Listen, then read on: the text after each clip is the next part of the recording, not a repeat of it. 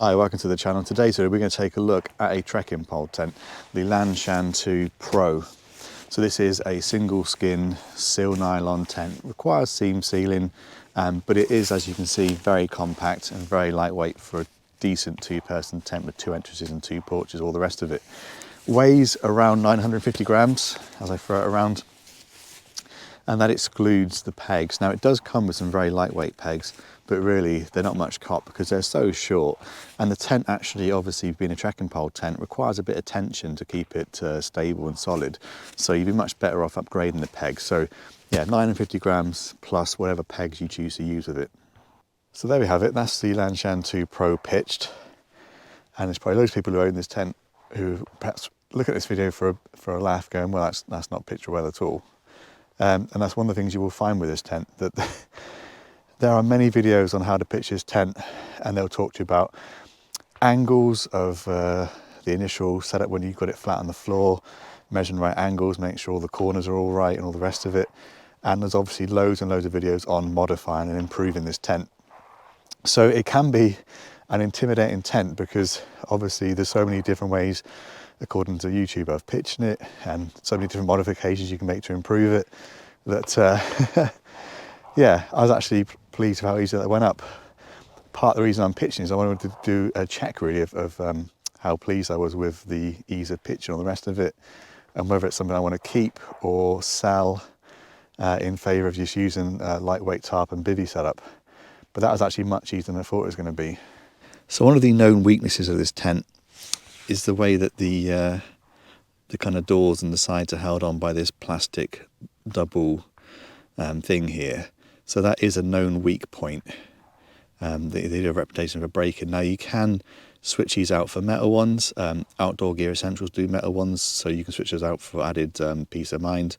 Or what you could do is just ignore it completely and just use 2 carabiners here to attach to these. That would be equally as strong an improvement, and probably cheaper and easier as well. Another thing you're probably thinking as well is, my God, how high this is off the ground. Again, you can spend ages adjusting this tent and bringing it lower or higher to increase or decrease the airflow and stuff. It is really flexible, but it does take a little bit of getting used to in terms of pitching it the way you want it to pitch, getting used to the way that these guy lines work and the way that you can pin it down closer to the floor.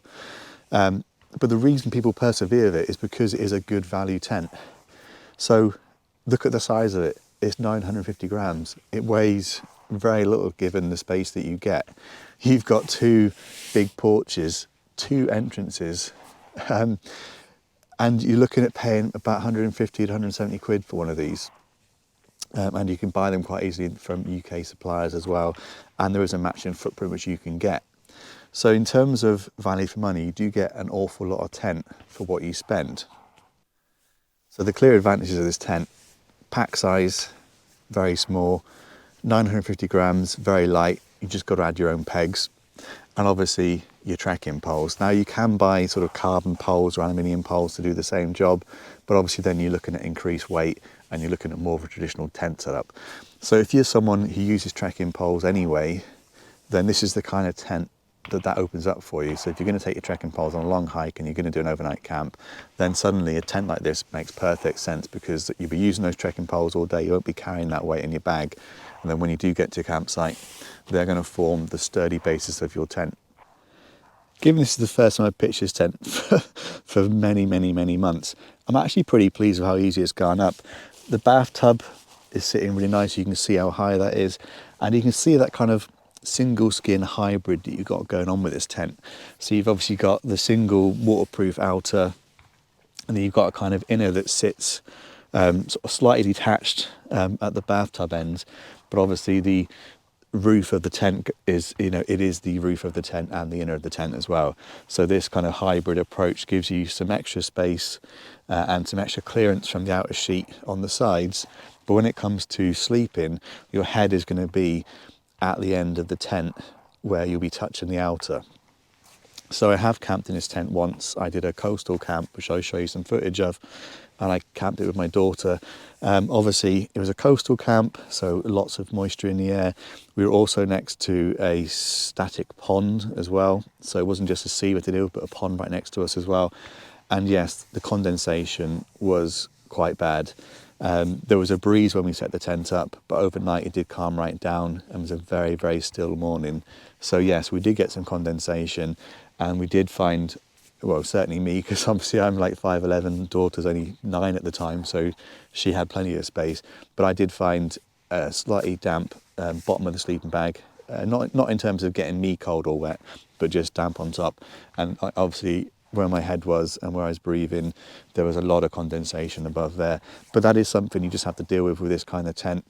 The vast majority of the time, if you're summer camping, if there's plenty of breeze moving through the tent, which this mesh allows, and obviously you can open the doors either side as well, it shouldn't really be too much of an issue. But obviously it is something that you will have to deal with that you perhaps wouldn't on the Lanshan 2 standard, because that's a double skin tent, albeit slightly heavier. In terms of materials, you're looking at a 20D seal nylon outer, and that's got a hydraulic head of 2000mm. And the bathtub is a 20D PU nylon with a 6000mm hydrostatic head. So the specs are actually pretty solid. 2000mm on the outer, 6000 on the ground sheet. That's a pretty solid setup. And the bathtub, as you can see from before, is quite high. It's actually 11 centimetres or 4.33 inches high. So it's a very good, very good bathtub, really. The inner mesh is a 15D nylon. The only thing worth mentioning in terms of how waterproof the tent is that it does not come seam sealed, so you need to seal them yourself. So you can see from the silicone here that I have seam sealed it. I've seam sealed all of the seams and the little tension points as well. So if you want to be fully waterproof, that is something you need to do. Now the tent is very generous inside. Obviously, for a 2-person tent, it's not going to be the most spacious sleeping experience in the world, but it's so lightweight, you could easily use it by yourself, because the weight difference between this and the 1 person is not very much at all, really. So unless you're really conscious of having a very small footprint and wanting to be able to have more flexibility in terms of where you can pitch, then yeah, the 1 person is probably better for you. But if you wanted to have extra space, so you've had a long hike, you want to luxuriate in loads of space, you want to have your bag inside the tent with you and stuff, this is an absolutely fantastic option. And because you've got 2 generous porches, what you can definitely do if there's 2 of you is this is your sleep space. You can get 2 sleep mats side by side, but your bag, your boots, the rest of the gear can all sit. You've got your own entrance, your own porchway, so there's no clambering over somebody if you want to get out of the tent or into the tent. It is actually a really good tent. I'm doing this kind of review because I was thinking about maybe selling it, because I've got to fit out my collection because I really need the money. But now I'm actually in here, I'm thinking, this is a really good tent. I want to keep it. In terms of flexibility, obviously you've got actually offset doors. So on this side of the tent, the door is here. But you can see behind me, the door is on the other side. So you have got a nicely offset design. However, this side panel is fixed. So whilst you can open up the side of the tent completely, so you can take up both sides and you've still got the top guy line keeping tension, this side is going to be mesh whatever happens. So if we wanted to point out a weakness of the tent, then it's got to be the design of where your head and your feet are going to be, and whether you are too tall to really enjoy this tent. So obviously I could try and get it slightly tenser and try and get it slightly better, but you can see you're going to be pretty close at both ends of the tent. Your face is going to be close and your feet are going to be close, and bearing in mind I'm lying on the ground mat now, by the time you've added a decent sleep mat and a sleeping bag, it could be that much higher up as well. And if because it's single skin condensation and stuff, then you are going to be quite close to that. So that's the only thing to bear in mind with this tent, is if you are tall, say I'm 5'11", I'm probably just about okay in it. But if you're any taller than that, certainly if you're like much taller than that, this is not going to be a good tent for you. Well, there we have it. That is the Lanshan 2 Pro. A quick overview, a quick sort of discussion of some of the good points and perhaps the not so good points about it. But overall, it is an extremely good tent. And because it's so popular, not only can you still get it new from loads of different suppliers at quite competitive prices, but the used market for the Lanshan is really, really strong as well. So there are loads of used options or barely used options which you can pick up for a significant discount. So it is a really, really good value tent. One of the things now with trekking pole tents, they seem to be getting a bit more popular. There are some really good designs coming out, so like the Durston X mid tents, which you'll see, which are almost constantly sold out. And if you do want to buy them, especially in the UK, you are going to get stung with some hefty import duties and stuff. So the Lanshan 2, you know, does it hold its own against some of those more modern designs? Well, I don't own any of those tents, so I can't comment. I know that the Durston is supposed to be an absolutely amazing tent, supposed to be really simple to pitch and simple to pitch well and all the rest of it. The Lanshan 2, obviously, if you go onto different YouTube channels, you will see loads and loads of talks about how to pitch it, the modifications you can make if you want to, all the rest of it. But actually, for me, I just want something that's easy to pitch. I don't want to be, you know, taking a tape measure out of me or a ruler and trying to measure in angles and stuff. I just want to literally whack a few pegs in and get it up.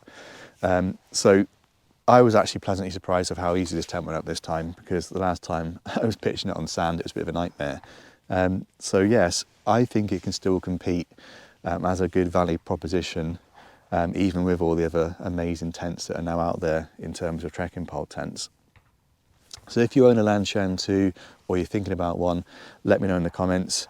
If you do own one, what do you think about it? Is it easy to pitch? Is it, you know, is it robust enough? Is it something you would go to in different weather conditions, or is it just a kind of fair weather tent or a long trek tent? Yeah, I'm still not sure whether I'm going to sell this one or not. It's certainly food for thought. A huge thanks for watching if you have made it this far. If there's anything I haven't answered or anything I've not covered, then just drop a comment and ask me and I'll get back to you. If you've enjoyed the video, just drop it a like, does me a big favour, helps me grow the channel. And if you're new to the channel, then do consider subscribing. It's completely free and easy, and I've got loads of different gear reviews and all the rest of it. And hopefully I've got some giveaways coming up soon. Anyway, if you made it this far, huge thanks for watching, and I'll catch you in the next one.